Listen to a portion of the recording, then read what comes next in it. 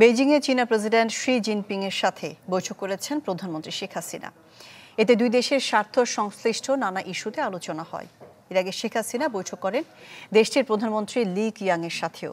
সই হয় ২৯ চুক্তি এবং ঘোষণাপত্র।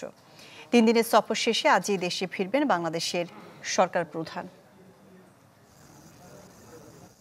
চীন সফরের তৃতীয় দিন বেলা ১১টায় বেইজিংয়ের ঐতিহাসিক দ্য গ্রেট হলে আসেন প্রধানমন্ত্রী শেখ হাসিনা।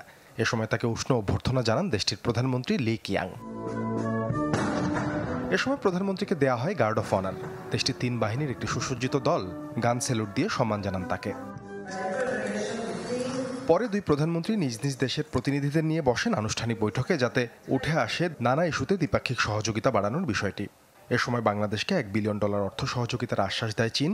আলোচনা হয় বাণিজ্য ঘাটতি কমানো ও রোহিঙ্গা সংকট ইস্যুতেও। এরপর দুই নেতার উপস্থিতিতে ঢাকা বেইজিংয়ের মধ্যে ২১টি সমঝোতা স্মারক ও 7টি ঘোষণাপত্র সই হয়। পরে সই হয় কৃষি বিষয়ে আরও একটি সমঝোতা স্মারক।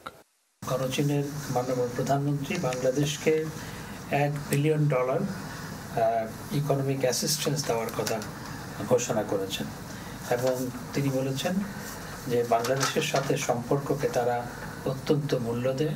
মাননীয় প্রধানমন্ত্রী এছাড়াও চীনের প্রধানমন্ত্রীর সাথে রোহিঙ্গা সমস্যা সমাধানে তাদের সহায়তা কামনা করেছেন এবং মাননীয় প্রধানমন্ত্রী চায়নার সাথে যে আমাদের ট্রেড গ্যাপ আছে সেটি কমানোর উপর বিশেষ গুরুত্ব দিয়ে আলোচনা করেছেন এবং সেই ক্ষেত্রে চাইনিজ প্রধানমন্ত্রীও বাংলাদেশ থেকে আরও বেশি পণ্য আমদানির কথা তিনি বলেছেন।